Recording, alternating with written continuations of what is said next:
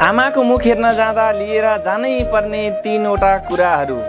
2082 सालको वैशाख 14 गते आमाको मुख हेर्ने दिन परेको छ, जसलाई माता तीर्थ औँसी पनि भनिन्छ। यो दिनमा आमालाई भेट्न जाने छोराछोरीहरूले लिएर जानै पर्ने 3वटा कुरा मध्ये पहिलो नम्बरमा रहेको छ वस्त्र। धेरै महँगो वस्त्र लिएर जान नसके पनि आमाको लागि एउटा रुमाल मात्रै भए पनि वस्त्र लिएर जानु। दोस्रो नम्बरमा लिएर जानै पर्ने कुरा भनेको फलफुल हो। आफ्नो गच्छे अनुसार, आफ्नो सामर्थ्य अनुसार फलफुल लिएर जानु। र तेस्रो नम्बरमा मिठाई लिएर जानु। कतिपय व्यक्तिहरूको आमा हुनुहुन्न भने अथवा आमादेखि टाढा हुनुहुन्छ, बाहिर हुनुहुन्छ, आमालाई भेट्न जान सक्ने स्थिति छैन भने त्यस्ता छोराछोरीहरूले बजारबाट फलफुल किनेर ल्याउनु, मिठाई किनेर ल्याउनु र त्यो दिन आफ्नो भान्सामा जे पकाइन्छ त्यो पहिलो नम्बरमा आमाको लागि छुट्याउनु।